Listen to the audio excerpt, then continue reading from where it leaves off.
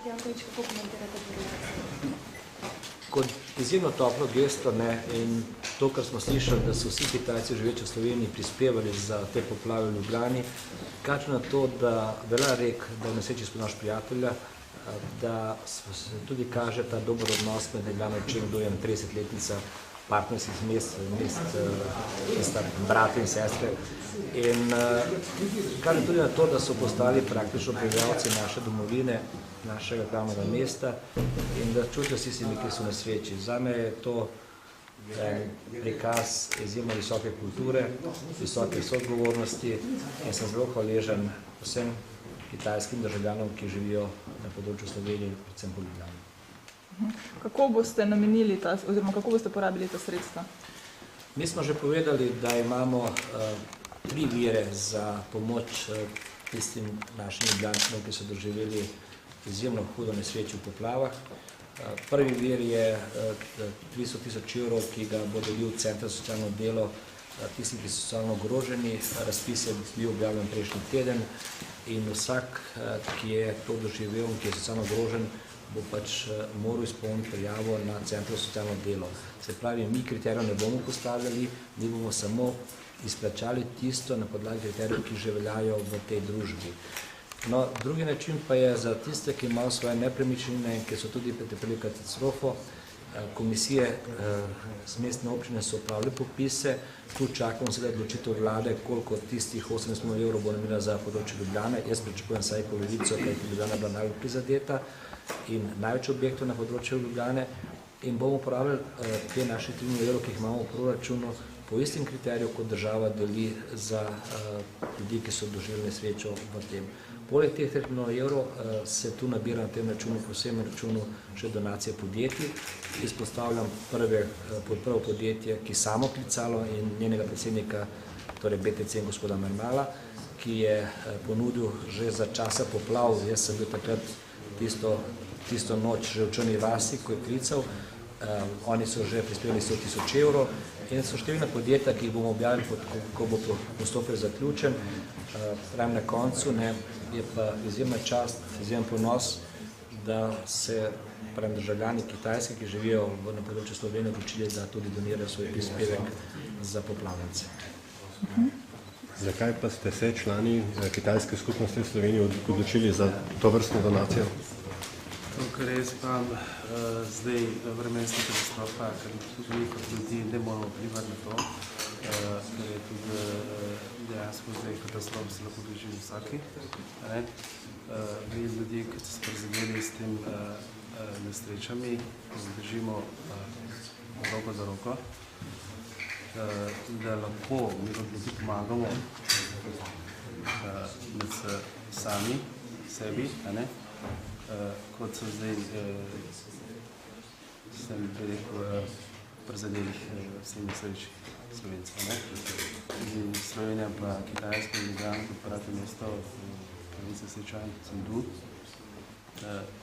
in so tudi pri nas doživeli take nesreči v letu 2008. So tudi nas skočili veliko Slovencev s dobrim srcem pomagali. Zdaj, jaz spodbujam take dogodke, da bo v prihodnji čim več. Kako ste zbirali te donacije? Je to mogoče donacija več podjetij ali tudi posameznikov? Rekel, te donacije smo pobirali iz vseh želje, vseh živečih v Kitajski Sloveniji. In smo mi začeli s temle donirati. Rekel, velikih naših državljanov, ki živijo v Sloveniji leta in leta, smo se zelo prostovoljno kot podjetniki in kot večinoma posamezniki. Mogoče še za župana, zdaj ste rekli, da popis je že končan. Koliko je zdaj, kakšne so številke, koliko je bilo teh prizadetih posameznikov? Ta popis bomo predali državni komisiji in počakamo poročilo, da bom dal točno egzaktno številko. Jaz sicer vem okvirno številko, ampak rad bi res počakal to poročilo.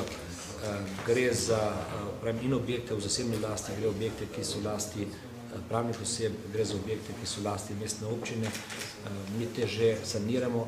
Moram tudi povedati, da je v okviru teh objektov, ki so v lasti mestne občine, govorim za 2 enoti vrtca, ki sta bili poplavljeni tako v Kozarjah kot na Bonifaciji, se dela že opravljajo, mi smo imeli vse zavarovano tudi v tem primeru in bomo že zaradi tega dobrega dela naših sodelavcev že 15. novembra odprli vrtec v Kozarju in Bonifaciji, se pravi po nekatere oddelke, nekaj oddelkov, tako da se ta poplava ne bo tako dobro poznala na naših objektih.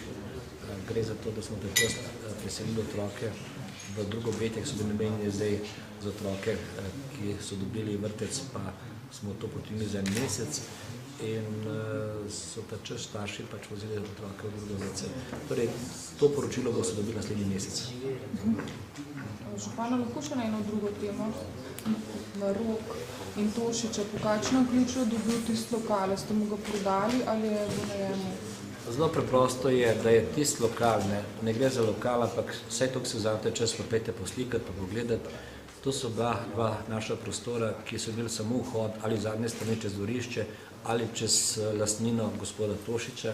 Se pravi, mi nismo imeli izhod na ulico in mi smo to oddali v najem. Nismo prodali, oddali smo najem, bomo pa zdaj razpisali in prodali. A pa ste, v bistvu, kako je on dobil? Kot neposredni lastnik, ker je vezan bil prostor eno na drugo in kot tisti, ker če si hotel do tih prostorov priti, si moral čez njegov lokal jeti in v skladu z zakonodajo dovoljeno, da se to lahko da z direktno pogodbo, če ne preseže najemnina 10.000 evrov na leto. Poznate to svetniško, mislim, to vprašanje od Kovačiča? Poznam to vprašanje od Kovačiča, ne. Kaj mu boste odgovorili? To sem vam zdaj povedal, ne.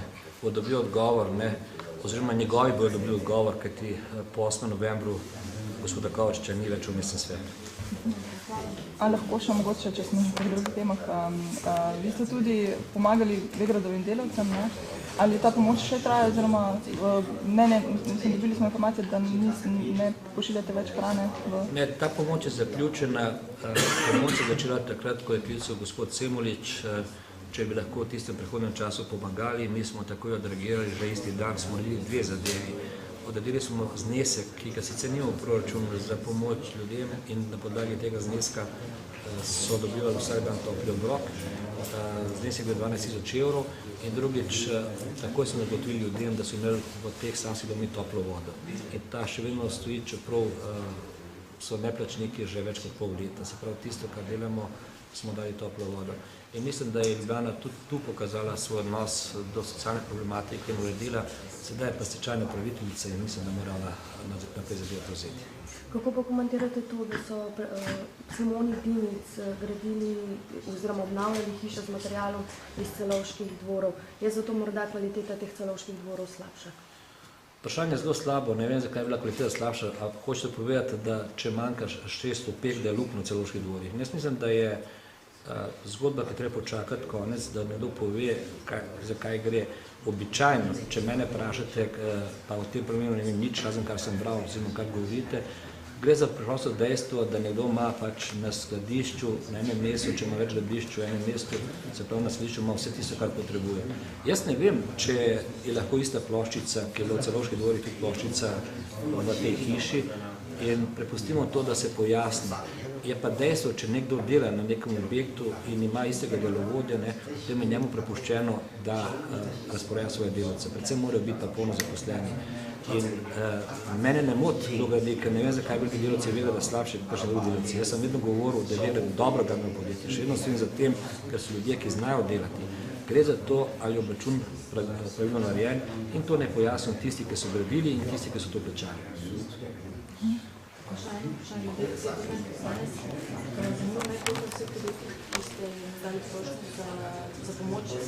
Mi smo napisali vse po tem seznamu, ko jih vabimo na razne prireditve, se pravi, gre po seznamu 300 največjih podjetij in tiste se po področju Ljubljane. Odzvalo pa se en BTC, Omenil sem prvo, pa današnji sestanek, odzvali so se mnogi, ampak pravi seznam bo se dobili, ker bi želel enakovredno vse izpostaviti, pravim razen prvega.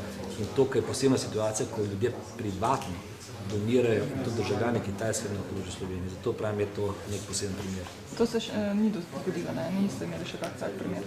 Torej jaz lahko rečem, da smo imeli srečo v 4 letih, da ni se nam kaj hudega zgodilo in ni bilo potrebe. To je bila prva situacija, ki je res tragično prizadela Ljubljano, predvsem zaradi neurejenosti tistih zadev, ki bi morali biti urejene. Jaz se danes ne izgovarjam in pač volitve so mimo, ampak tako še enkrat ponovim isto, da takrat, ko so primili lokalno skupnost, lokalno vodno skupnost Ljubljanica Sava, so praktično se nekaj čistili kanale v Ljubljani in to je glavnih vzrokov za take posledice poplave. Poplave bi tudi bile, če bi bili zadrževalniki narejeni, bi ta posledica bila mnogo manjša. Jaz sem imel zdaj srečanje z krajani Kozarja, kjer so najeli svojega strokovnjaka, Primoža Banovca, ki je napisal in naredil analizo, zakaj je prišlo do take poplave. In ključen problem, da je eden investitor na tem področju zgradil hišo mimo gradbenega dovoljenja, kar pomeni, da je on zaprl kanal, ki je bil odprt, zapovedan kot odprt in očitno v fazi, ko so se sivali, niso dobili uporabnega dovoljenja, ampak so ta kanal kar pustili. Dokler ni bilo poplav, na to niso reagirali, zdaj so pač krajani prišli in tudi zahtevajo in so pisali ministru Žarniču, kopijo predsedniku vlade Boštjanu Pahorju in meni, da zahtevajo zadrževalnih dolgoročnih ukrepov, se pravi, da se sprejme državni prostorski načrt, po drugi strani pa, da se kanali počistijo in da se spoštuje tisto, kar je napisano v gradbenem dovoljenju, se pravi, kar je dala vodna skupnost. Tako da bo treba zdaj situacijo v teku leta 2011 pa dejansko urediti.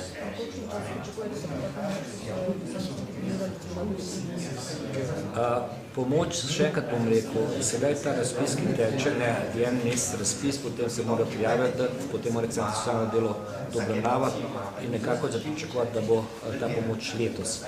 Kar se pa tiče druge stvari, tisto, kar država razpisuje na podlagi svojega pravilnika, bomo pa njih počakali, da oni rečejo. Se pravi, mi kot Ljubljana smo spoštovali poziv, da se to naredi do 20. oktobra, smo uspeli vse popisati, nekatere lokalne skupnosti so prosili za podaljšanje in potem, ko bo država se zbrala, bo verjetno delala neka ZS, komu kot pripada na podlagi teh prijav in ko bo oni naredili, bomo tudi mi prispevali. Se pravi, čim pride sklep strani Republike Slovenije. Ali lahko rečemo, da je to prva donacija v novem mandatu? A mislim, da morajo tu parlament. Na gospe Rajgan, upam, da to ne bo, ker so tako bili polni besed, kako želi pomagati. To nisem niti pomislil, ampak te donacije za poplave tečejo, da je ves čas in moram priznati, da nihče ni vprašal in govoril o tem, da so vmes volitve ali bo en ali drugi župan dobil donacijo. Jaz bi rekel, da je ta donacija dobil ljudje, ki so potrebni. Jaz sem hvaležen, ne vem pa, če je prvo, to pa res nisem gledal. A je že novi mandat? Jaz mislim, da še od 8. novembra. No, pa če rečemo po volitvah. Po volitvah, ne, ni prva, teče ves čas pri prispevki teče. Se lahko samo še za vaše ime vprašanje, da bomo. Moje ime je Ču Šači. Pa povejte še, kaj delate, tako da bo vedno, tako da ne, kje ste, ne? Ču Šači. Lahko napišete. Domen, pegmati sem. Ti boš kitajsko, ne? A res greš? Tako da ne si študiral? Že tako sem ven iz tega vedenja. Se imamo. Jaz sem super. Lahko mogoče še sam povete, koliko šteje članov kitajske skupnosti v Sloveniji? Zdaj, klede naše društvo, bi rekel, spodbujamo klede sodelovanje čim več slovenskih podjetij in kitajskih podjetij, ki so gospodarske investicije v Sloveniji. Zdaj, društvo je letos zelo ustanovljeno, jaz sem predsednik tega društva. Še mislim, da bi se čim več slovenskih podjetij, ki so članov pri nas v društvu in tudi kitajske podjetij, ki bi radi prišli v Slovenijo. Da bom vseh svojih močjo naredil v tem mandatu čim več gospodarskih sodelovanja. A podatkov pa nimate, koliko Koliko članov ste v skupnosti?